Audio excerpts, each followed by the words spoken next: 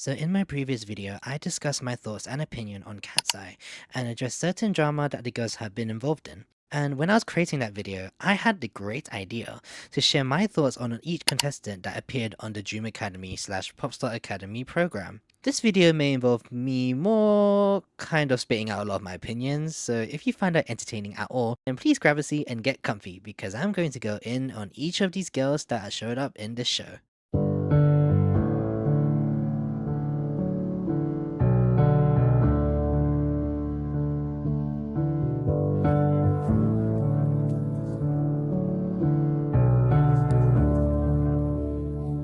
Before I actually start though, I just want to say, hello. If you don't know who I am, I'm Mountain Joy, or Harry for short.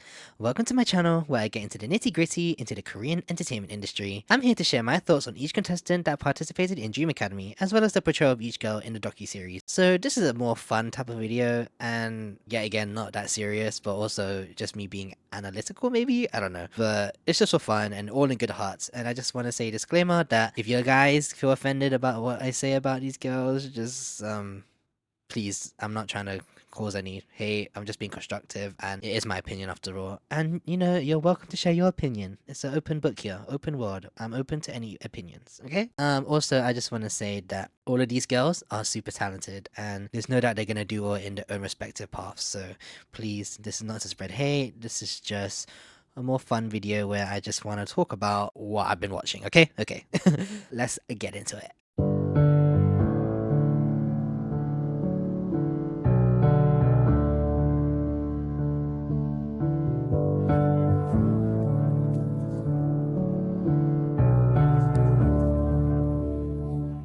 Alrighty, so let's just highlight what Popstar Academy is to provide some context about what the program is and the show in general, if you don't know what I'm talking about. So, it was announced that big South Korean entertainment label, HYBE, which manages artists like BTS and TXT, will collaborate with an American label called Geffen, who has artists like Camila Cabello and Olivia Rodrigo, to make a new upcoming global girl group through a training and development program very similar to how K-pop idols are trained to debut. In the program, many girls auditioned worldwide to then be selected to be an official trainee under the program. The girls trained for about 2 years until it was announced that the final 20 trainees will now participate in a new survival show called Dream Academy. This is where the 20 finalists will do 3 rounds of performances, and viewers online can vote which contestant they wanted to debut into the group. This also means eliminations will be involved, and girls will be eliminated from the show if they didn't receive high voting.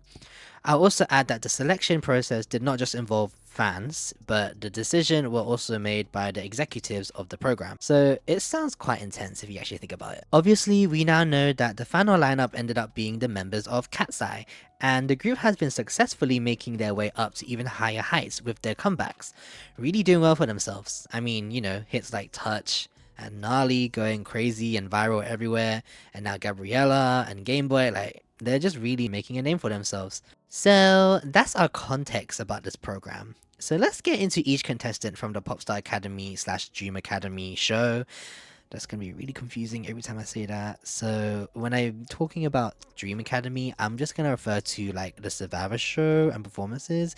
And when I say Popstar Academy, I'm just going to refer to it as the docu-series. Okay? Okay. Before actually getting into the last 20 finalists and, you know, the girls that showed in the Popstar Academy documentary, there was actually some other girls that we actually don't see at all, but were in this program. So I want to start with them and discuss who are they, because I think they deserve some little spotlight. Now, these trainees for some odd reason were never talked about in the documentary, and they were never given the chance to speak or at least have their voices be heard in the program, unlike the others.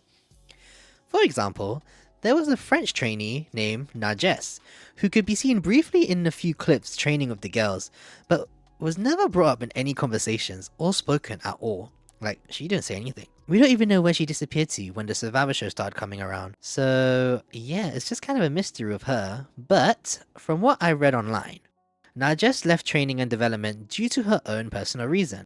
I think most of it involved a build-up of emotions, especially because of the competitiveness in the program. as well as her health being affected, as she did have to go to the hospital for injury purposes. So I think it's really unfortunate that we didn't get to see her talent shine through, because she actually uploaded some of her training videos online and she seemed really good at dancing. I mean, she's a really high performing dancer. So yeah, I just thought it was odd that she wasn't really showcased at all. But she might have left the training development early. I don't know how long she stayed there for, so that I can't really answer or confirm anything about. But Nalgis is a personality online, as she does have her own TikTok account and she posts fun content that also includes her dancing skills to light. It also seems like she's trying to be an artist herself, so you can check her out on her social media platforms to see what she's up to. Interestingly, she was one of the high ranking dancers of the program, revealed in one of the dance evaluations that was shown online of her. So I'm really curious what could have been if she continued to stay in training and development. Another trainee that I saw was a girl named Mia,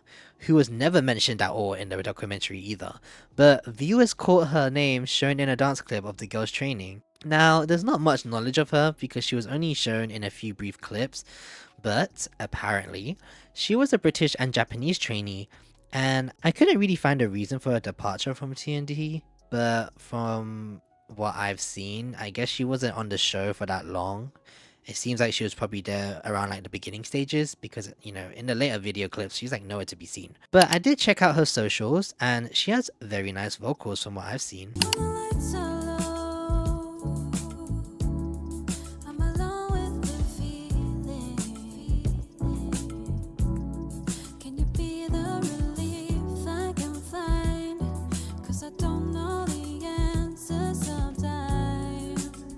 But from what I'm seeing, especially from the limited amount of information I have, she's just not there or present really at all. So yeah, that's it for Mia.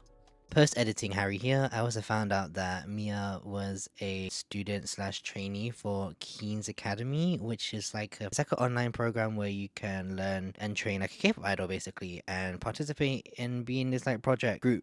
And this is what she did. She was one of them, and she was in this music video called Motivation. So yeah. Finally, we have Canadian trainee Angelina, who strangely enough was consistently shown on the rankings for the first few episodes of the documentary series, but they never shared her clips, or she just could not be seen. I remember watching the doc and would see her face in the rankings and I'll be really confused because I'm like, how come they never showcased her? Like, she was never shown in any clips at all, just in the rankings. So I was really confused, but yeah, like, we just didn't see her train, like, at all. Literally. But from what I read online, Angelina had an injury that required surgery, and it may have been the reason why we did not see her carry on in TND. I feel Angelina would have been a potential candidate for the star quality category, as she seems to have experience in mostly modeling. Now, we don't really know about her personality, but from what I'm seeing as well on her socials, she seems to be doing really well for herself, as she graduated from high school and she is continuing on doing modeling. But who knows, it's possible that we may see her someday as an upcoming artist. You may never know. So those were like the main three that we didn't really get to see. There might secretly be more that we just have no knowledge of, but those are the three that I've noticed that I saw in the documentary series. But I wanted to highlight them because I just want to give them some light. I don't know, it feels wrong not to like not mention them. Anyways, let's get into the actual girls that we see in the docuseries and in the Survivor show. Yeah, let's go. Abby Saltzman, 15, Miss Vale Team USA. Our first character we see is Abby, who was a 17-year-old trainee from Colorado, USA. And she was a candidate for potential star quality for the group. Also, before I actually get into it, you know when they say star quality, we all know that they just mean like visuals of the band, right? Like, we know what you're trying to say. It's the pretty girls. Yeah, they're the visual center, you know. Anyways, from the clips that they've shown of her, I could see her potential to being a strong member to the program, as she was super determined and had a very positive yet gentle charisma about her. Most of the mentors expressed how delighted they were for her work ethic, and she showed that she did want to keep on improving by attending lessons early and noticing where she lacked in her skill set. Unfortunately though, the mentors did not see her lasting long in the program due to the lack of her skill set. Now, Abby said herself that most of the dances she has learned were mostly self-taught, so I could understand how learning actual technique could have been harder to implement when you don't have much experience in dance, and because of the timeline of the project, there was a deadline and they didn't think Abby would be able to master the skill set in time by the Survivor show period.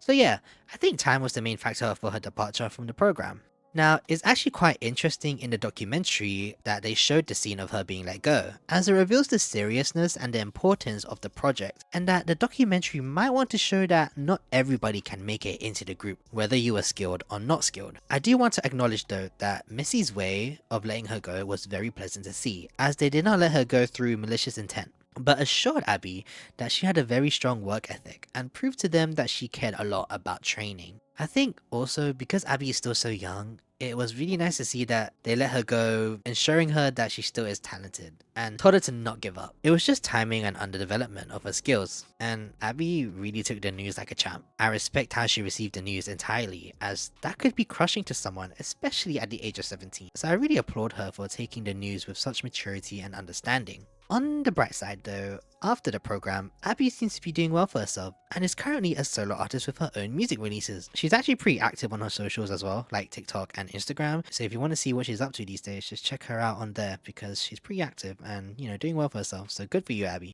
I've always been very good at adapting myself at a very fast pace.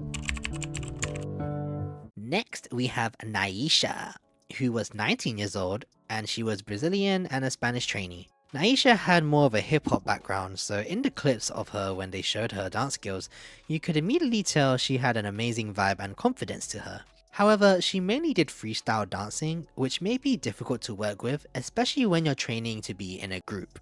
Obviously, freestyling is more of a free-flowing type of performance, so toning it down and putting technique and structure to your movements may be harder to adjust. It's also noted that most of the mentors saw her talent and Missy saw her as an underdog. It was just technique that was the issue. However, Naisha was not a bad trainee at all.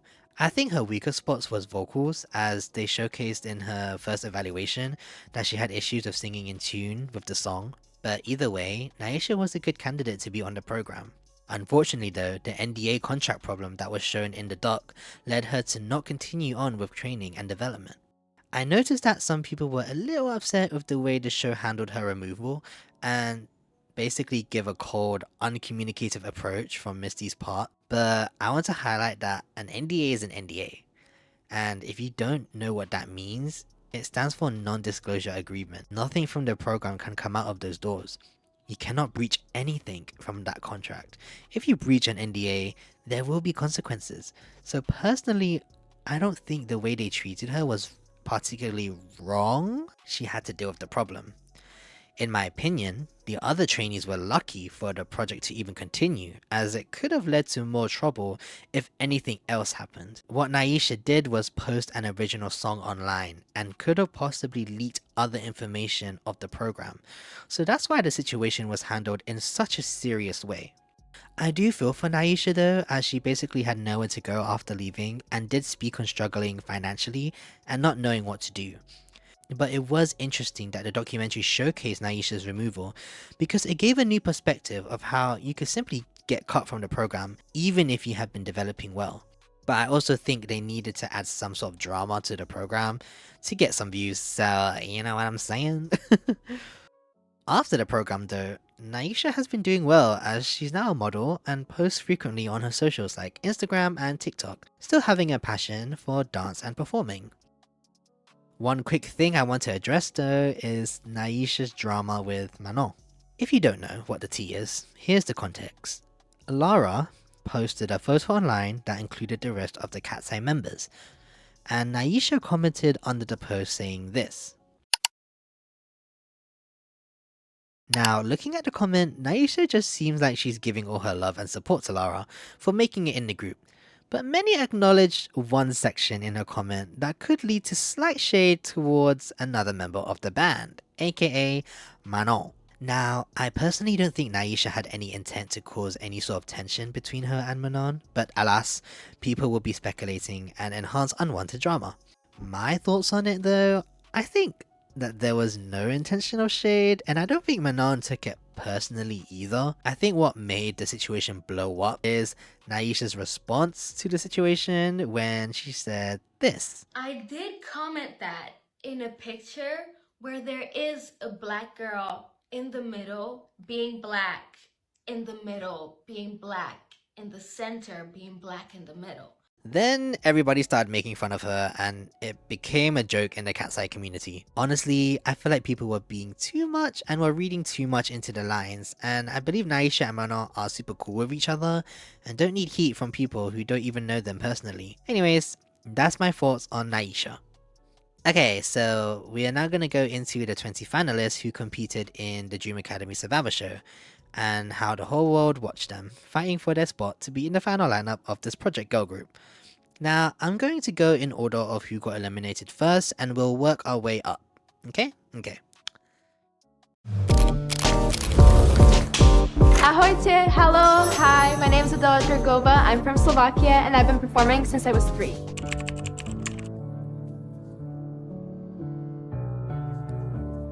Our first trainee we're going to talk about is Adela, who was 19 when she entered the program, representing Slovakia. When we were introduced to Adela, she said that she did a lot of ballet when she was very young, and took it professionally at the age of 11. In training and development, Adela was ranked as one of the top dancers, as she had some sort of professionalism to her and even leadership almost. I could see her being someone who always performed their best and was like a mother figure to the other girls. Adela had amazing potential as she was super skilled at both dancing and singing, like her vocals were not bad at all. So she was presented as a very strong performer amongst the trainees. It is something to note that Adela was always praised by the mentors, and a lot of them saw her ranking placement as an expectation. So I do think when it came to the evaluations, Adela had more performance anxiety and nerves, judging from what I saw from the clips shown in the documentary. I noticed in her mini confessionals, she discussed that she had pressure and fear when it came to performing, but she always seemed to stand out to the mentors and all really liked her, and I think most of the girls really liked her as well. Because of her high praise and expectation in the program, it must have been a big slap in the face when she ranked 20th in the fan voting for the first mission video with their dance performance. This ranking at the bottom led her to her elimination, and it probably raised a lot of concern towards the other trainees in the program. Adela was considered so good, but to be let go just like that proves the idea that whether you are good or not, if the audience doesn't connect to you, your place on stage can be taken away just like that. It also sparks the harsh reality of the industry in general though, as there are many talented people, but can't make it due to factors like these. The way Mitra explains it and why they let her go was kinda off-putting though, cause like, what? By the way, I'm not a huge fan of hers. I feel like the way she went about this project was very unemphasizing at all. Like she just didn't feel sympathetic or any empathy. Like she just felt weird. I don't know, I did not like her vibe. But she said that Adela was more perfect as a solo star, and the fan voting ultimately got her removed. Which I think really sucks, cause like, dang, imagine training for so long and you just get removed just like that. Now, I know a lot of people have mixed feelings about Adela, mainly due to her approach to the fan voting segment. In the program, she was one of the girls who were more vocal about probably the main drama of the show, the Manon's commitment drama. Adela touched on how Manon was not always present in practices and did not show up for her teams, making it hard for the other girls to gain trust or view her as a reliable teammate due to this. And obviously, after the fan voting, witnessing her rank up at 4th place, I can understand the frustration it must have felt for Adela, as she was always praised for being hardworking and one of the highest performing trainees amongst the mentors and the executives. I like to look into different perspectives, and looking from Adela's perspective, it must have felt heartbreaking to realize that even if your commitment is acknowledged, it doesn't mean your position is sealed. I do personally think that Adela hate is a little too forced because she just shared her opinion and what she said was not completely wrong. Yes, Manon wasn't always there, and if you watched at how hard the other girls worked, it's wild to see the rankings.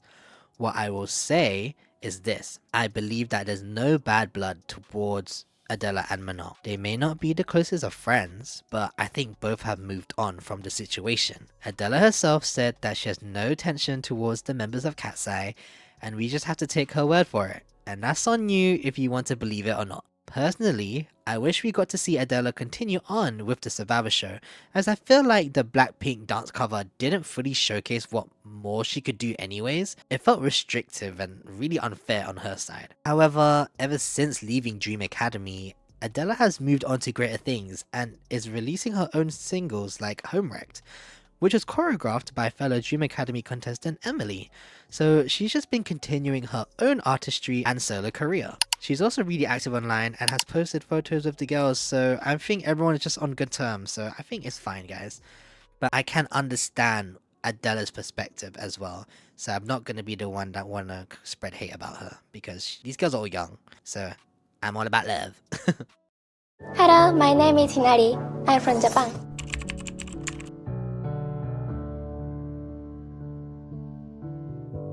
Our next eliminated trainee was Hinari, who was a 14-year-old trainee from Japan, and she started learning how to dance at the age of 12. Now, Hinari was eliminated due to the lack of development she had in the program. I think her age also played a role in this decision, as well as she was the youngest trainee there. In the program, the mentors all expressed their concern of her skills and were afraid that she wouldn't be able to succeed further in time. Hinari was one of the trainees that were added later in TND, so I can imagine the difficulty of gaining more skills in a short period amount of time. And I think her elimination is similar to the way they let go of Abby from the docuseries, where she has potential, and if she had the fundamentals down, it's just time and age just ultimately led to the unsatisfactory results. But watching the doc, I felt so bad for her because I feel like she had it rough. Like, imagine being a foreigner, flying to a different country at the age of 14, and you're being critiqued every month. That's a lot for a young individual. What I do love though is the girls all supporting her and doing their best to help her, like Adela, who really wanted Hinari to do well. Actually watching her performance, my opinion, I think she was pretty decent, in the sense of dance rhythm and movement. But she's so cute and soft-spoken that it was hard for me to digest her dance in the first round performance, especially with a song like Pink Venom, a song that has more attitude and power. I do wish Hinari the best though, as I can see her going to places if she was still to continue training. But yeah, I just feel like because she was so young, she was just like, she didn't have a chance, you know? But that was also something I was questioning, like why would you put her in this show and program when you kind of knew she wasn't fully developed yet, you know? But that's my opinion on that at least. Anyways, after the program, she's been posting on her socials, doing a few dance covers here and there, and she has made some appearances at Katseye events in Japan, supporting the girls every time, so it's nice to see that the girls are supporting each other. So I'm really happy for Hinari, and I hope we get to see her soon in, I don't know, any sort of performance or training, because like, I see potential. Hey y'all, my name is Brooklyn Van Zant. I'm from Texas, and I have been writing songs since I was 8 years old.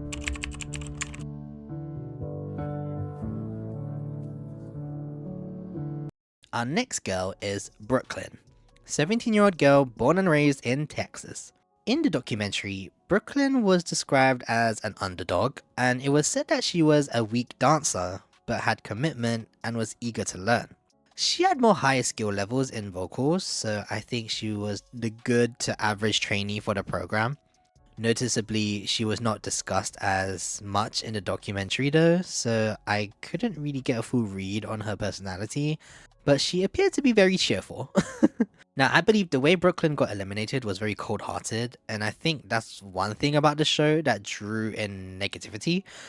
The whole robotic voice announcing which girls would stay and not is really off-putting and probably betraying towards the girls. Especially when this survival show part was hidden from the girls' knowledge, you know, like they didn't know that they were going to compete with each other. So it's kind of crazy and it's kind of rough watching them being eliminated this way. Also, the fact that all the girls were asked the question which girls they wanted to debut with is hella messy. And that it was supposed to be private as well is hella messy too. When Mitchell was saying this is for entertainment, I was just unhappy with that part because that's just breaking trust right there. It must have affected the mental health of the girls heavily. To also see how nobody put Brooklyn in their debut group is incredibly sad to watch. I feel like that must have hit her hard, especially when she's been in the program from the beginning, you know? Like, ow, I would be really upset if I saw that. Like, imagine you were not selected by people who you shared the same journey with. That must, you know, sting a little. Now, analysing Brooklyn herself, I can see her attempts and the effort she puts into the performances, but it's a hit or miss for me. I don't know. Like, I don't think this K-pop slash girl group environment is her style per se. Like, I just didn't think she fit in amongst the other girls. Not saying she wasn't talented though, because heck, she could sing all day and has amazing skill at playing guitar. So no hate to her whatsoever. I just feel like her talent was sadly overshadowed by others because this criteria and genre of music wasn't suited for her. To me, Brooklyn sparked me as an independent artist, and that really shines through, especially with what she's been putting out now. She has a big following on TikTok and posts a lot on her page and has been doing really great for herself. So she seems like a super fun girl who is ready to show off her amazing talents, and I applaud her for doing that. If you guys want to see what she's up to, then I recommend checking out her socials because she's popping off everywhere, so really good for her. But I just feel like in this space, you know, being in a like Korean inspired girl group, Brooklyn to me didn't suit that role. Hey, what's up? My name's Carly. I'm Korean and Japanese, born from Honolulu, Hawaii, and I've been singing and dancing since I was 6.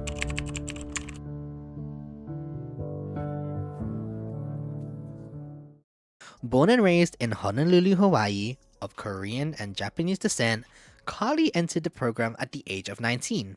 The documentary showed off Carly as a very promising vocalist, as she was one of the higher ranking vocalists in the program. It also documented her growth in dance, as she started from level C to then level B. So she was a trainee that had great potential and growth over time. Now watching Carly, I could see the potential as she was really good at singing and dancing, but I feel like she always had some sort of self-doubt or nervousness to her, because whenever I watched her actual performances, something always felt off. Especially with her vocals, because in the documentary you can really hear her amazing soulful tone. Like, when I heard her performance in round 1, I was a little confused. Like, that's when I realized something wasn't matching up. Now, I don't know if this is mainly due to production or just her in general, but I just felt like Carly could have shown much more than what was presented of her.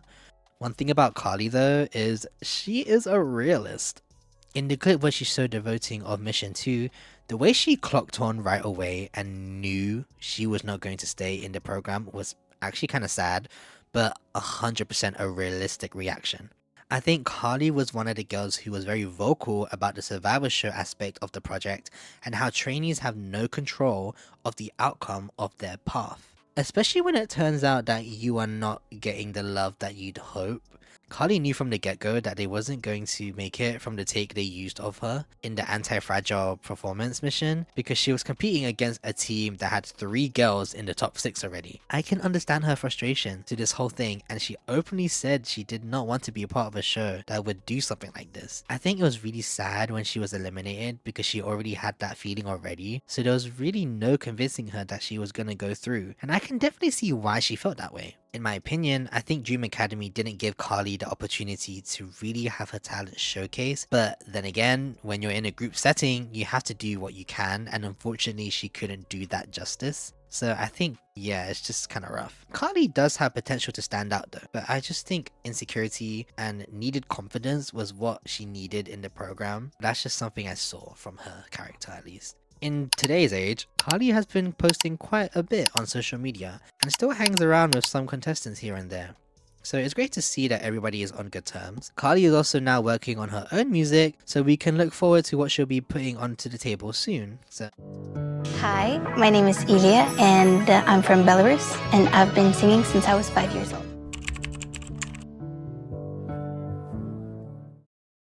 next we have Ilya, who was 21 when she joined the program. She represented Belarus. Now, Ilya had a previous following from TikTok, letting her vocals be heard online, and she was able to support her family through her page financially. In the docuseries, all the girls and mentors themselves said that Ilya was the top performing vocalist in training and development, being ranked number 1 in the vocal rankings. So she had great talent vocally. Her weak spot was dancing though, and the documentary shared the struggles she had learning the techniques. I think she really improved in her skills though, and I can see her confidence coming through as the show continued. What made Ilya not shine enough for me though is her performance in the Dream Academy mission rounds. I don't know, but for some reason, something didn't connect to me whilst watching those stages. Maybe it's because her vocal tone is so much more different than the others, but like, I don't know, Ilya just didn't connect to me. the way she got eliminated as well with Brooklyn, Carly, and May, that was rough to watch because like only one person wanting you in your group, that could make you feel some sort of way. I know quite a lot of people didn't like the way she reacted to the elimination, basically telling the girls they wanted her out anyways, but I mean, I don't blame her for reacting like that. At that point, she was ranking low and she felt like she took Adela's spot after her elimination. So yeah, I don't blame Ilya for feeling that way, especially when she was the one of the ones who started from the beginning with majority of the girls. I can see the argument of Ilya appearing a bit more mature than the other girls, as she is probably one of the older ones in the whole group. I think that's mainly because of her vocal tone though, because she has such a mature sounding voice, but when you hear her sing these K-poppy sounds and genres, there's a disconnect with the combination. Ilya was also one of the older trainees, so that could be another point to be made. In my opinion, Ilya gave me more solo artist energy, even more than Adela. But her voice is, I just think her voice is more suited for like emotive singing, doing genres like R&B, ballads and soul. I think her voice is more suited in that aspect than these K-pop genres. I don't know, I just see the vision of her doing that. But she is now fortunately doing that. Since leaving the program, Ilya has been releasing her own solo songs and is keeping up with her TikTok career, uploading loads of content there. So I'm happy with where she's at in her own music journey. I just feel bad for her exit because she was a great singer, and it just shows that, you know, whether you're a great vocalist ranking #1 and stuff, you're not going to be part of the group. But I just think she stands out better as a solo act anyways, so maybe it's best that she didn't join the group. Hi, my name is May. I'm from Japan. こんにちは、私は日本出身のメイです。Next we have May, a trainee coming from Miyazaki, Japan, and she was 17 when she joined the show and grew up learning theatre. Weirdly enough, we didn't really get to see much about her in the doc, and that goes for most of the Japanese/Korean trainees. I felt like we didn't get the chance to look at all of them individually and get to know them in a more personal level, but from the very few clips I saw of May, she seemed so mature and kind of funny.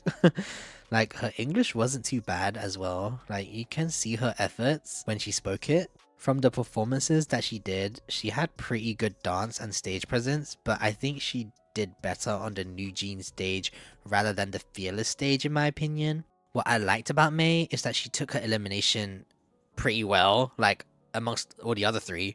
Like she just took it like really well. Like even in the actual elimination video, May was super supportive of Marquise getting the last spot, and like she just shed no tears, so I really liked how well she took that. I feel like out of the Japanese girls, I liked her the most. I don't know, like I just liked her. It's kind of sad that I can't really speak much about her because like I said, we didn't get to really know her like that from the doc, but what I can tell you is that she's doing better now after Dream Academy, as May has now debuted as a member of the girl group Say My Name. So good on her. She achieved her dream to debut in her own girl group, so I'm really happy for her. So hopefully we can see more of May in the future as an idol. Hello, my name is Lexi Levin. I'm born and raised in Stockholm, Sweden, and I started performing and dancing when I was 3 years old.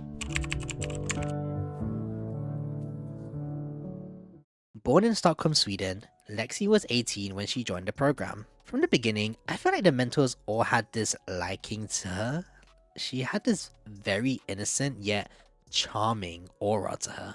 She reminded me of Snow White, like super light sounding voice, sweet, and had such a delicate and unique voice when she sang. I really liked it. Like, I just really liked it. I think she had great star quality to her. She was also one of the ones that Bang, aka Hype CEO, was gravitated to. Like, he really liked her and was impressed with her improvement. Like, there's no doubt Lexi was his fave. I could definitely see Lexi as a high performing contender to be in the group. In the documentary, we got to see her struggles with a hip injury, which added some unwanted fear of possibly still being able to continue with the show, but luckily she recovered well.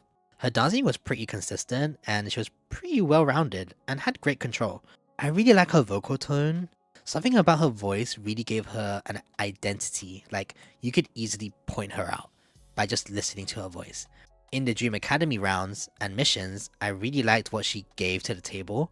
I think she performed the best in that vocal round. Like, she blended best with everybody, which is not an easy thing to do, by the way.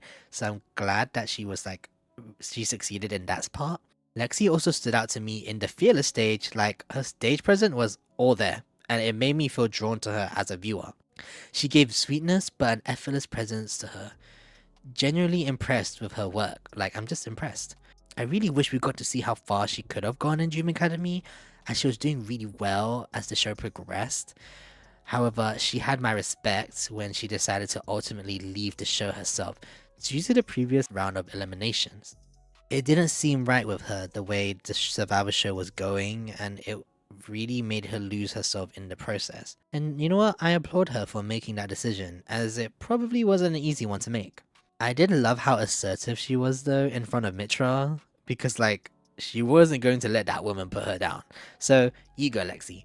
After her exit, she hasn't been showing much about her projects that she's been up to. She has posted a bit here and there, but it wasn't until she was announced as one of the members of the upcoming new Hybe/Geffen group collaboration, Prelude the Final Piece, or whatever the name is going to be. I don't know if that's actually going to be the group name, but it was announced that she was going to be one of the members, and I'm really excited because now we get to finally see Lexi perform and see her as an upcoming artist, so woo! We might see her star quality shine, and can't wait, just can't wait.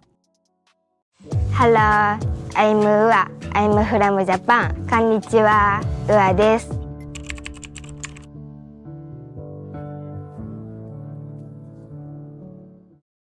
15-year-old Ua came from Japan. She's been learning dance since the age of 2, so she's got some previous training to her. She's also one of the ones who wasn't really shown a lot in the documentary as well, but for someone who joined the last minute into the program, I believe she did a good job showcasing her talents. Watching the Dream Academy art film, her dance segment was like awesome to see. Like, you could really see her power and control with her body. Even in the stage performances, she was really popping off in those stages. She was actually really talented. And I think in terms of vocals, she didn't really showcase enough for me. Like, I couldn't get a full fulfillment of her vocals. But my favorite stage of hers was the wannabe performance. I thought it was a really cute concept for her and it fit her so well. But she can hit with the powerful concepts too though, so don't get me wrong. She can do both. Versatile girl. In my opinion, I feel like the thing that might have held Ua back was the language barrier. I feel like out of all of the contestants, I feel like she had the most disconnects, and that may have played a part in her elimination. It could have possibly been the reason for her to be voted last in the fan voting as well. So yeah, that's really unfortunate. I do think she has much better potential though in the future. I can definitely see her doing some sort of entertaining somewhere, possibly in Asia. I don't know, like, I just think she's lucky to have much exposure from the show, so there could definitely be offers given to her, and you may never know, we might see her perform somewhere or debut somewhere in the future. Since leaving the program though, Ua has been continuing her passion for dance, doing different performances in Japan as well as posting her own fun covers. As of the time I'm recording this though, her Instagram posts have been privated, so I don't know what she'll be up to, but this could possibly mean she's brewing up for something. You never know, you might have to keep an eye out. Yeah. Hi, my name is Celeste Diaz. I'm Colombian born and raised in Argentina, and I've been dancing and singing since I was 14 years old.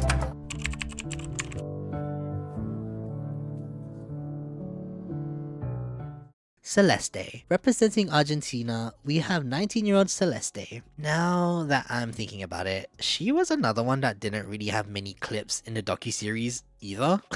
We saw her here and there, but we didn't get to know her and who she was. Judging her from what I saw though, she seemed like a decent performer to me. However, she did not stand out to me as much as the other trainees though. I don't know, I just couldn't connect with her in her performances. The best I saw of her was the first round vocal performance. I really liked how unique her voice was. She had a much lighter tone and colour to her voice, contrasting with the other vocalists in that round, so that was one performance I liked of hers. Her buttons performance was great as well, but I felt like she was the underdog of that performance and got overshadowed by the other girls. But other than that, Celeste to me was definitely a good performer. It's just there was no... I don't know, like, I needed her to lock my eyes in, you know? You need to just take my eyes to your direction, and that's just what I wanted, but I didn't get that from her. Yeah, I don't know, I just wish I got that from her. Her hair color looked great though. I think the pink hair really suited her and that made her look really pretty. I hope I don't sound too mean about this part, but it's just my honest thoughts, so... Celeste is very talented, don't get me wrong, okay? Okay, just... yeah. If you like Celeste, I'm happy for you. After her withdrawal, Celeste seems to be going on the influencer route. She's pretty active on her socials, and occasionally you can check out her doing some dance here and there. So she's doing well for herself. So good on you, Celeste. 안녕하세요. 저는 한국에서 온 이나영입니다.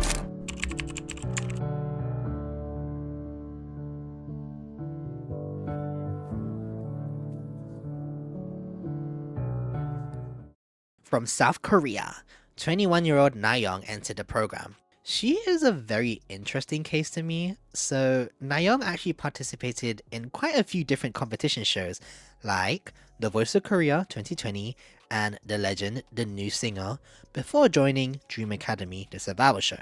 She definitely had experience working in a competitive environment. Nayoung was mostly noticed for her outstanding vocals. I mean, listen to her.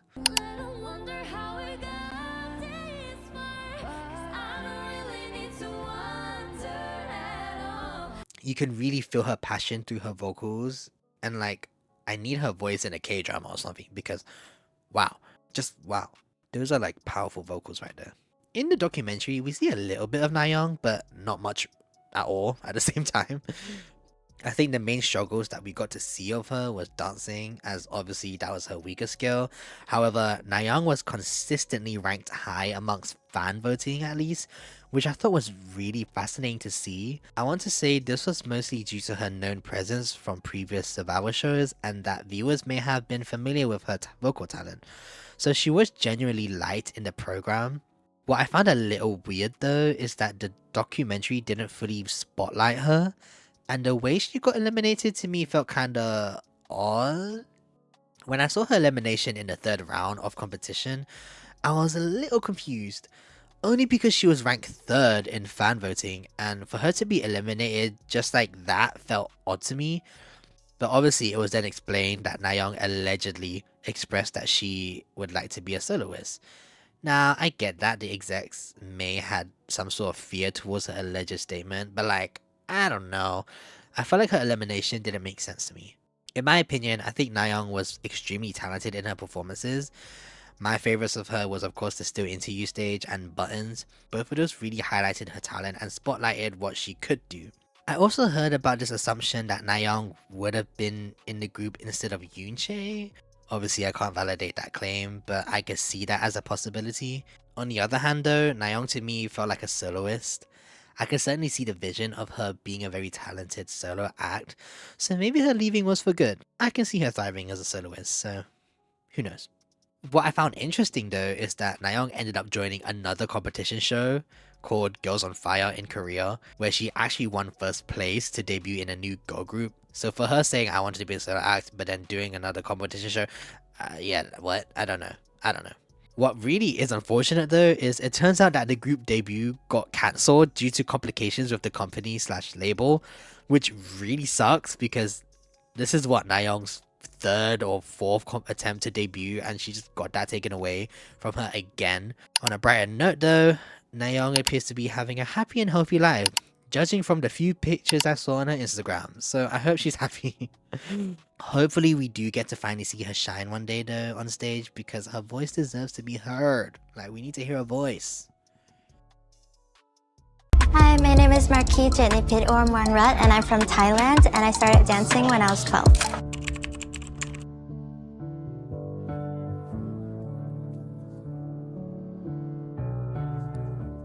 Next we have Marquise, who was 17 entering the program and she was from Thailand. First things first, I want to say that I believe that Marquise deserved more than what we got on the documentary.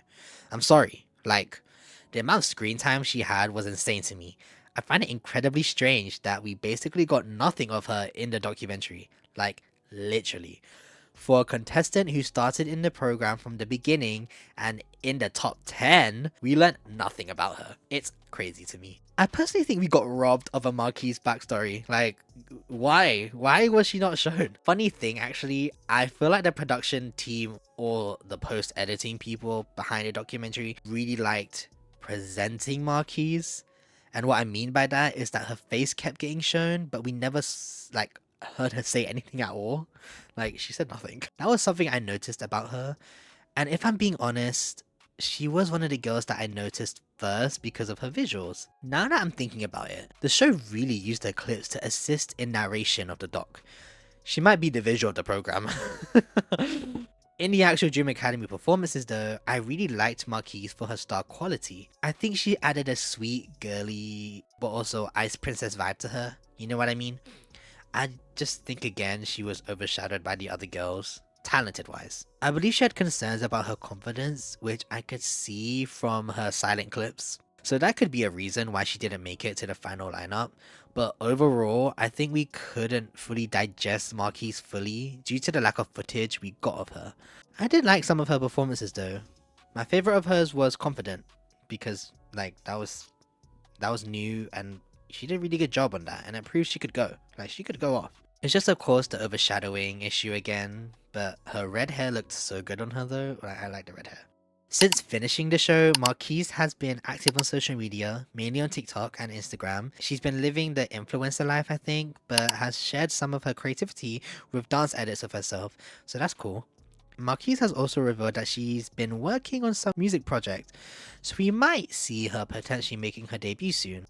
Hello, my name is Azrella Abraham. I'm Indian, born and raised in Australia, and I started singing and dancing since I was 3 years old.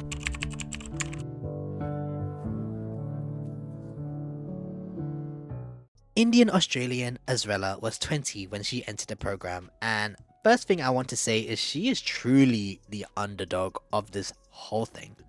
I will admit, watching her Dream Academy performances, she didn't really stand out to me right away, but then watching her personally in the documentary, I had such huge respect for her. Azrella was certainly the girl you don't expect to see to be so good, and she's such a sweetheart, like genuine sweetheart. Out of all the girls in that program, she had the biggest heart. The way she spoke about probably not being in the final lineup and how her and Lara being the two Indians in the show, she said how happy she would be if Lara was the one to be chosen in the final lineup, because at the end of the day, her dream was for Indian girls to be represented, and I thought that was such a beautiful answer. Like, damn, she's so nice about it. I really want to give applause and props to Azrella's growth and maturity because she does deserve the love. I do honestly think her not being selected was clear though, because I don't think Hive and Geffen wanted two Indians to make it into the group, which is, I know, is kind of bad and messy, but I get it if you want all representation shown, because you want representation and there was only 6 slots, so yeah, not everybody could fit. Azrella could go off though. Speaking on her talents though, she was a solid performer. I think she shined in the wannabe stage. I feel like Azrella thrives in a bubbly, fun and bright concept. You can really see her stage presence there, and like, my girl could keep up. Her dancing was not bad at all. She seemed to have a natural flow and control with herself, and I found it funny how the mentors and execs were pleasantly surprised at how far she's come into the program. So they must be just really proud of everything she's accomplished. I just loved the way Azrella described her journey and was able to discover herself through the program. I just thought that was just really awesome to see. Like, I just love that she was just at peace with everything. In terms of where is Azrella now, I can't fully say I know what she's actually been up to, but looking at her socials, she's living her life, and she still shows her passion in dance, as you can see on her TikTok page. So I believe that Azrella is living a happy and great life. She was actually rumored to be in that Prelude lineup, but it ends up she's not, unfortunately. But I think she would have been a great addition to that team as well, and I do hope that we get to see Azrella debut soon in some sort of aspect in entertainment, because I just think she deserves it. Hi everyone, my name is Samara. I'm from Brazil, and I've been singing since I was 5 years old.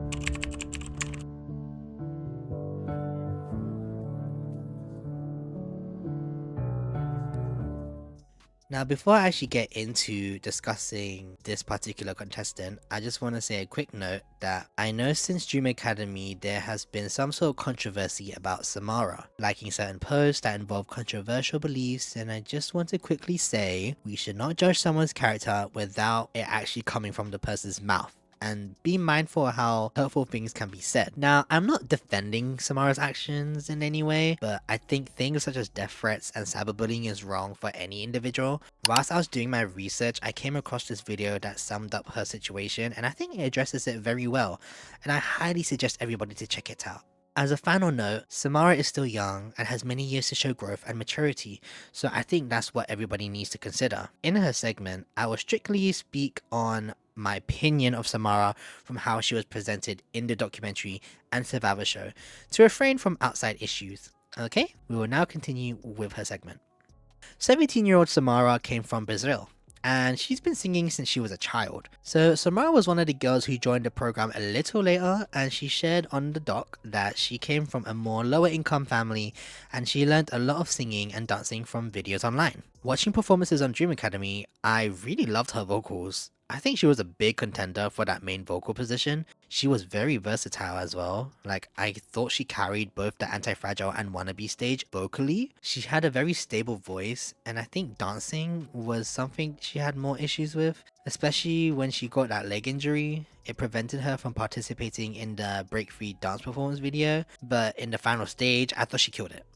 Like, she could do it. She was a really good solid trainee in my opinion. Like, she always carried the group vocally in my opinion, so when I was watching the show, she was actually one of my picks to be selected in the group, mostly due to her vocals, and I thought she carried most of her teams. You know, I feel like she was just reliable, you know, one of the most reliable ones. But I don't know if outside factors caused her selection into the group to not happen, but I don't know. I don't know if she was selected because of, you know, her controversy. Her situation is quite disappointing if that was the case. However, I can't say I was aware of what was happening as I watched the show after Katseye debuted. So if anyone out there who was watching the girls from the beginning, please let me know, do you think Samara would have made it without her controversy? But from my perspective of watching the show, I really like Samara for her talents and diligence. Although Samara was not in the final lineup, she's been more active on social media, posting her own covers online, as well as her attending some dance sessions. So it's nice to see her still having a passion for music. I guess that passion carried through as she was the second member announced to be in the new Hype Geffen group, the Prelude one, so we may hear her vocals even more now. So yeah, good for her, I guess. Hey, what's up, y'all? My name is Emily Calabos. I'm from Dallas, Texas, and I'm so excited to be part of the Dream Academy.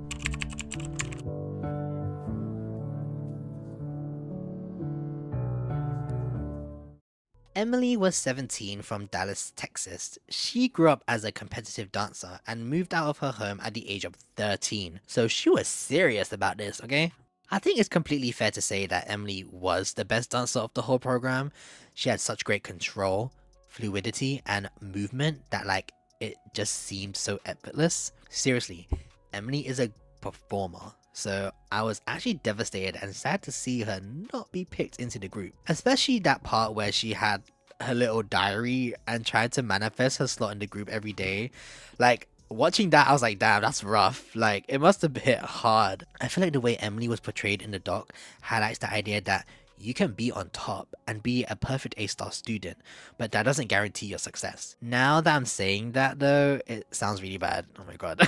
But no, seriously. Sometimes things don't end up the way you plan. Although Emily was such a high performing dancer, her weakness was definitely vocals as she never really trained as a vocalist. I will give her credit though, because although Emily had no vocal skills, she improved a lot. Like, that's a big improvement from what we saw at the beginning.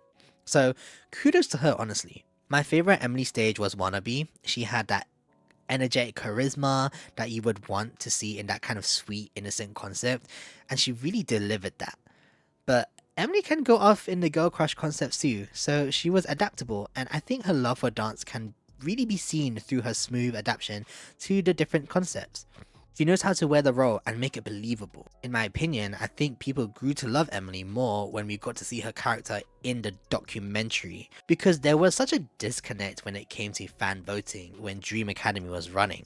It must have been a shock for everyone because, like, wow, people were hating on her for her "Hey, what's up, y'all?" and her visuals, and I just thought, wow, people can be really hateful to anything. It's hard to see that at a young age as well, so I'm just really proud of how far Emily has come. Emily has so much potential to shine, but I will be honest, I don't think Emily would have fit into a group like Katseye. I know there are theories that height was one of the reasons why Emily wasn't chosen, as she is much smaller, but even without that theory, I didn't feel like she was a perfect fit to me. I really liked her dynamic with her wannabe team, and that sold me on what I think suited her. However, height in K-pop has always been a discussion, and companies want their groups to all be the same height, but like, they don't.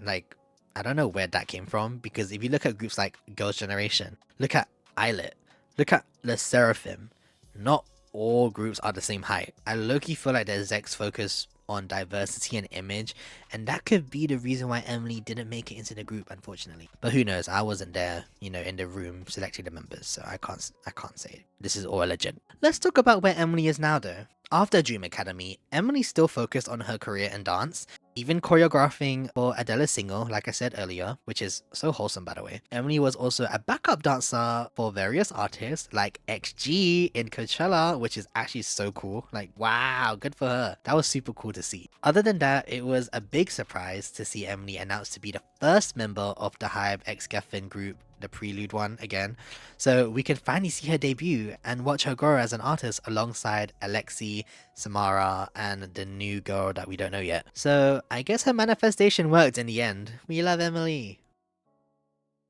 Okay, so those are most of the girls. I'm now gonna touch on Katseye themselves because I think in my previous video I didn't really say much about them. It was just me talking about drama. This time I want to go through each member individually and my thoughts on them. So yeah, let's go.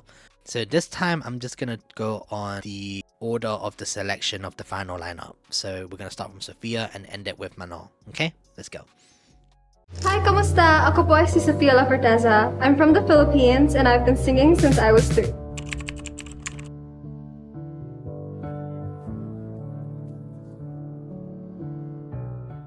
Katseye's first member was our leader, Miss Sophia. She was 20 and represented the Philippines. From the get-go, I low-key feel like the execs really liked her, or just the whole program in general. In the documentary, she had a really strong mindset into the program. Like whenever something rough happened, she always put the situation in a wiser perspective. So I really liked how mature and sharp she was when it came to stuff like that. Sophia to me showcased great work ethic and dedication to this project. Like, my girl was super sick whilst filming one of the missions, but still ate up her performance and became a viral sensation. Like, dang. Sophia gives me overachiever vibes, but like, we actually like her for it.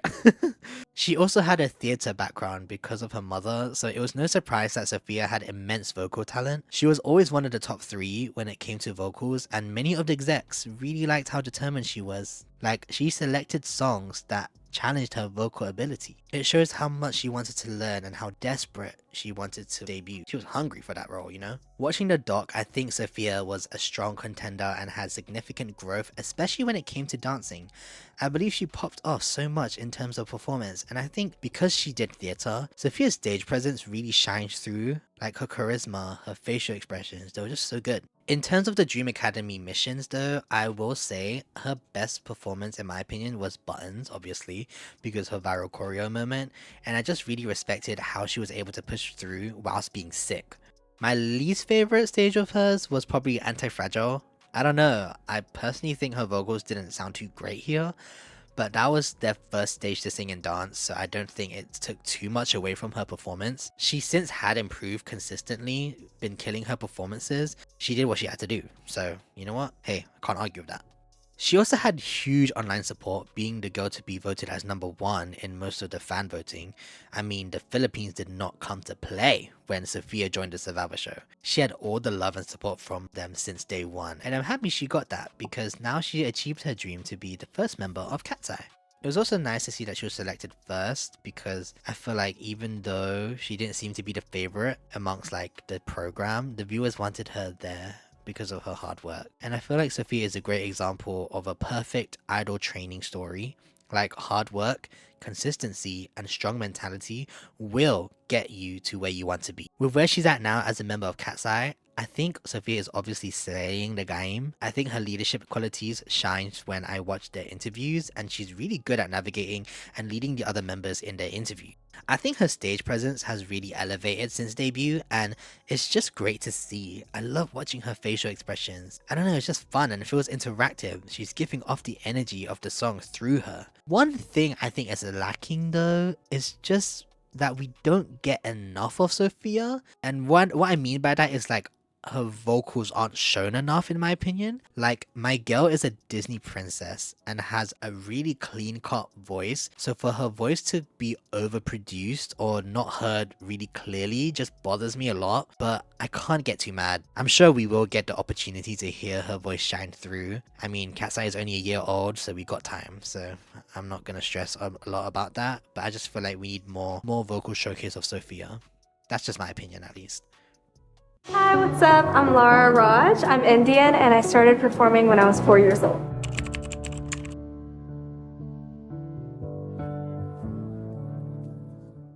Next, rising global pop star sensation Lara Raj is an Indian American and was 17 when she participated in the program. Lara's introduction was probably one of the most anticipated moments in the show. Like, the drama they added at the end of one of the episodes was actually so good. More girls will be coming. Anybody could be that final member that we need. Personally, I felt like Lara's position in the group was inevitable. Like, she just didn't seem to have that many issues for me. When the execs said they wanted a vocalist that sold out stadiums, I think Lara was literally the spitting result of that. Her vocals, I can listen to them for days. Her vocals in the Still Into You performance, honestly, devoured that stage, and I really love her chemistry with Nayeon. Lara also had great moments in her other performances like Confident, like she killed it, and I was just super pleased to see that she could manage both singing and dancing. Lara is actually a pretty good dancer in my opinion. The main concern that was really shown in the show was that Lara was her own stylistic icon. Like, I think the execs wanted Lara to tone it down when it came to how she presented herself, and because she had such charisma and bold fashion choices, it made her almost look like a solo act. They wanted her to be more toned down and look more appropriate for a group setting, which I can understand if you want to make a group and if you're just kind of styling yourself to be out there. It's just, yeah, I get it. I just love the way everybody spoke about her though, and like said she switched the program up with her entry into training and development, and her character was very confident, and I think many people were drawn to that. I know some people didn't like the way Lara expressed her thoughts on the fan voting situation and how she spoke on Manon ranking high without working hard. Personally, I didn't see it too badly because it makes sense why she said that, especially in the sudden competitive environment this show became. But I think Lara didn't have to worry about much anyways, as she was up there, so yeah. I believe many viewers had a gut feeling Lara was going to make it into the group due to her consistency in voting, as well as just great natural born talent. Lara had it all. Watching where she's at now in Katseye, I could potentially see her breaking out to be a huge solo star. Of course, for now she's focusing on the group, but her passion for music, even producing her own beats and riffs, as well as DJing, it would be really cool to see her producing Katseye feature hits, or even for other artists. One thing about Lara though, within Katseye, I'm kind of missing from her, is just more ad-libs. I know most of Katseye's songs are more pop generated and even hyperpop as of recently, but I want to see Lara sing a huge high note or something, you know? Like, I need her Ariana, her Solar, her Taeyeon, her Wendy moment, you know? I need that big high note. But that's just me being greedy and wanting more. I'm sure it'll happen though. It'll happen, don't worry. 안녕하세요. 저는 정윤채입니다. 저는 15살입니다. 그리고 한국에서 왔습니다.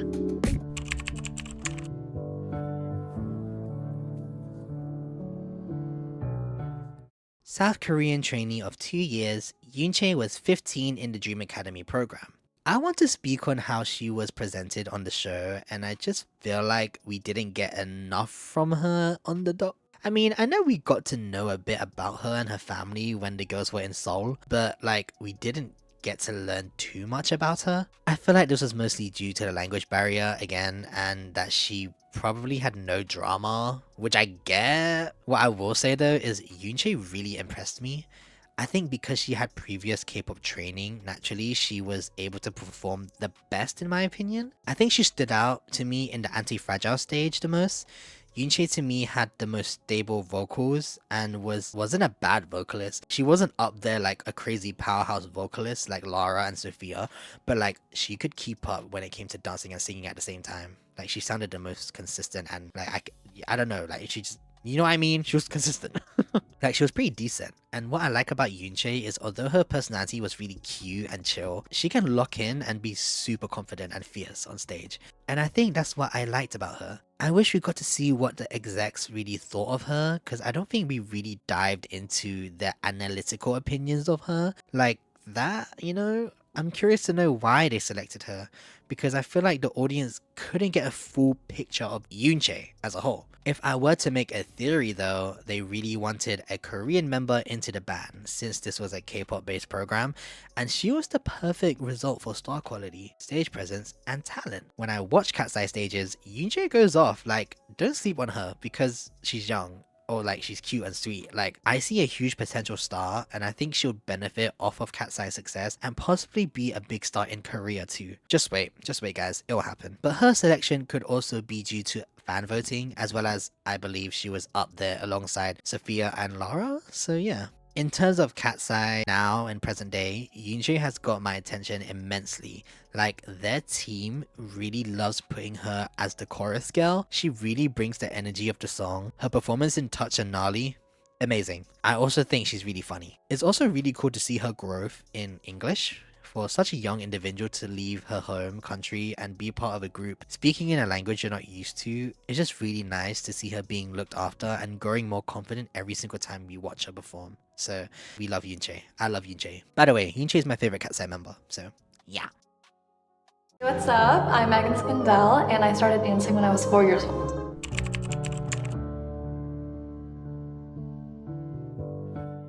From Honolulu, Hawaii, we got 17-year-old Megan. She grew up in a competitive environment, also building her career in entertainment. In the program, Megan was pretty high in the dance ranking, and she has a natural ear when it came to vocals, proven when we saw her for the first time in the booth. Megan had criticisms of being too boring apparently, and I think that motivated her to go all out every time she performed. To me, she seemed to be every exec's favorite. I don't know if it's just me, but she always had praise from the mentors, like everyone liked her. What was good about her is she kept on improving. When watching Megan, she definitely has the best facial expressions and charisma, and you can really see her acting come through in the performances, and it's really cool to see that tiger energy she has, contrasting with her real personality where she's much more quirky and hilarious and weird. I think Megan's growth in training and development and in Dream Academy in general is just a great example of how much you can grow in this K-pop type of training.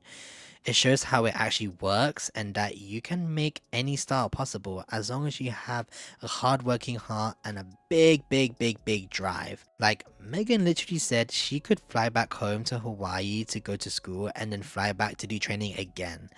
What? Like, how?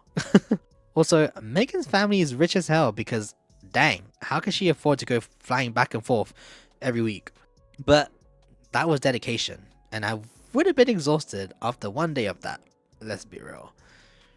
I feel like Megan is like the best marketable story to be a trainee. The best marketable trainee story, and I think that's why many people liked her. My favorite stage of Megan's was Confident. everybody in that mission took that concept and really made a statement, and Megan's presence is honestly unmatched. I also feel like Megan was seen as a reliable candidate when it came to teamwork. I mean, she's a triple threat.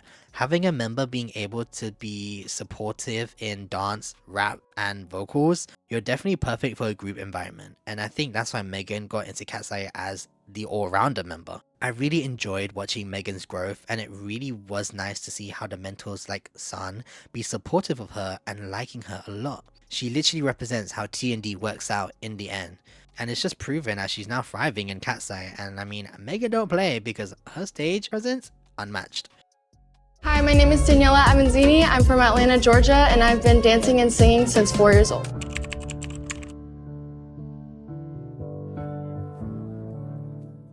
From Atlanta, Georgia, we were introduced to Daniela, who is Latina American and 19 at the time of the show. She already had a repertoire in the competitive dance industry, participating in different competition shows in her early days. Funny enough, she didn't have any history with K-pop. She said that wasn't really her music style, so it was interesting to see a trainee who wasn't really familiar to K-pop participate in a vigorous training program. Daniela was already super great, being the second top dancer amongst the girls. Like, she goes off, and her in heels, whew, Latina mami. Now, Daniela had the issue of delivering a good performance, but no passion for it. Many of the mentors felt like she wasn't giving enough energy and heart into the performance. What I think they mean by that is Daniela is already so good that they needed her to make others feel good too. But with her lack of facial expressions, she was critiqued that made her look exhausted, and that would make the audience feel exhausted too. If she didn't fix her facial expressions, doubts would have been made about her, and I think that was the problem about Daniela. If we are comparing it to Emily, Emily made it look effortless, and you can feel that watching her, and it made you enjoy watching. Daniela, to me, yeah, you can tell she was tired because she wasn't smiling or appearing to be enjoying the performance. So I understood where they were coming from when it came to that critique about Daniela, and I do get Daniela being frustrated because naturally her face didn't work that way, especially when doing ballroom dancing basically her whole life. She only knew one expression. This meant that she had to get rid of her old habits to improve. However though, she drastically improved since then. I mean, look at her now. She probably, in my opinion, demolished the Gnarly era. I ain't gonna hold you on that. No doubts about it. Like, my favorite performances of Daniela was her Fearless and Button stages, and I feel like her vocals shined a lot in those performances. I really love her husky, unique tone to her voice, and those concepts really benefited her star quality, in my opinion. There were times where I felt like Daniela wasn't given the chance to show more, like in the Pink Venom dance showcase. That felt like she didn't have the chance to actually show what she could do. And that fan voting was rough. I think Daniela portrayed how you can be good at dancing and singing, but doesn't mean you can get it just like that. And thankfully she got it because of her hard work and effort to improve more. Now being a member of Katseye, her dance and stage presence is insane. Like, you wouldn't think she had an issue with facial expressions. Her Spanish line in Gabriela, by the way, chef's kiss. Daniela is super talented, and I can't wait to see what she'll bring on stage, and I really want to see a full solo dance stage from her. Maybe she will do that on their upcoming tour, so I don't know, but I just know it will be ecstatic. Hi, my name is Manon Bonderman. I was born and raised in Switzerland, and I've been a songwriter since I was 15 years old.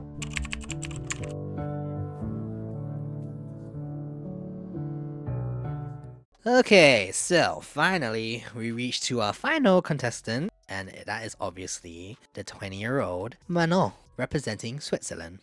So in the documentary, it was said that the mentors or execs were looking for someone who has major star quality. Somebody who is going to be the future it girl amongst the new generation. Manon was scouted online and was asked to audition for training and development. And she was described as somebody who had a calming aura and beauty to her which could be a great addition into a girl group. Now, it's no secret that the documentary's main drama was Manon's commitment to the program, and I feel like they tried to villainize Manon's character in the show, which I find quite shady if I'm just, gonna say. But I know many people have their thoughts about how this played out publicly, so I want to try putting the situation into perspectives and be as civilized as possible, okay? In the show, it turns out Manon moved out of the dorms that many of the girls were sharing / living in. It was mostly due to her wanting her own space, as living in a house with so many girls can be daunting, which I can understand where she's coming from there. I would want my own space too. Entering the program, Manon had no prior experience at all in this sort of field. She never danced or had any vocal lessons at all. She was a social media star and only appeared in a few music videos here and there, so she wasn't really familiar with this training and competitive environment. I feel like Manon saw the program similar to a school / after school club setting. She felt like taking some days off were fine and wouldn't affect much at all, but I think she learned real quick that wasn't the case. Looking at the girls' point of view, I can see why they would be upset with Manon. I mean, think about it. You're attending practices and learning choreography that require a certain amount of you, and then you have to change the choreography due to someone's absence. I would be annoyed too.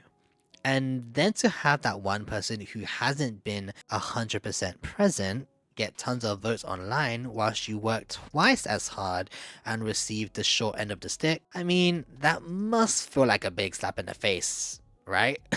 In my opinion, I feel like if there was more transparency and communication amongst each other between Manon and the girls, I feel like the situation didn't have to be bigger than it was. But I can see both perspectives about being present for each other and supporting one another. I'm glad Manon was the one who wanted to confront the issue head on in front of everyone, and I think that portrayed her growth and maturity towards the problem, and I am super pleased she heard everybody out. It was also nice to see and hear Sophia and Laura acknowledge that Manon wants the same dream that they do, so it was a great moment, and I'm glad that they all hashed it out together and saw it out.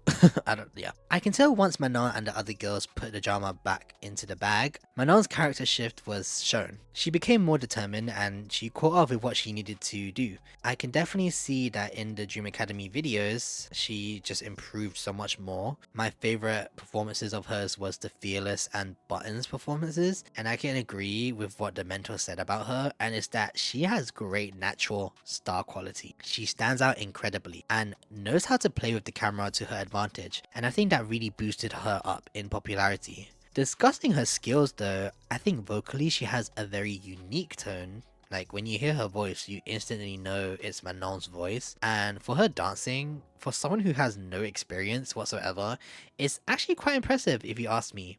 Like, it's not easy to go from no experience to professional performer in just around 2 years of training. So she caught up really fast and locked on. Or locked in. I don't know what I'm trying to say. But yeah. I believe Manon proved to the execs, mentors, and the other girls, and to herself, that she can lock in and push her own wisdom to get to where she is today. Being the final member added to Katseye, I do think she was the perfect addition into the group. I feel like Manon provides representation towards young black girls, and she brings visual elements towards Katseye. And I do personally think you need that when you are marketing a group. You got to have that it factor girl in your groups, okay? Obviously, being a member of Katseye now, Manon has improved massively, knowing how to grab viewers' attention and really hitting it off with their music releases. Personally, I think her and Danny carried the Denali era, bringing stage presence and attitude on stage. Like, yes, go off, go off. I feel like in the future, Manon will be one of the top female stars to be noticed and famous worldwide for her natural star quality and beauty. Like, I'm telling you, she is the future it girl, so expect her face everywhere soon. She's gonna be that girl. So that's basically it for my discussion on Dream Academy. I hope you found any interest in what I spoke about of each girl, and please let me know if you agree with anything I said. If you disagree, feel free to share your own thoughts below, and then we can all have a discussion below. But please, keep it respectful, because I don't want any fighting, please. I am a huge fan of Katseye, and I'm super excited to see what this new Hybe and Geffen girl group will look like. It's all gonna be good, I can already feel it. I'm just excited to see what these girls will embark in their own respective journeys, so let's just wish them all the absolute best. Thank you for watching this video. I just wanted to say a quick thank you for everybody's feedback for my uploads.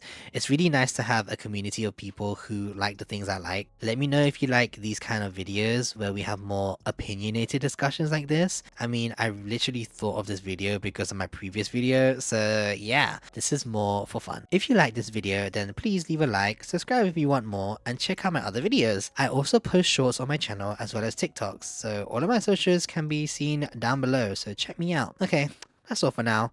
Thank you for tuning in, and I'll see you later in my next video. I gotta go. Bye bye!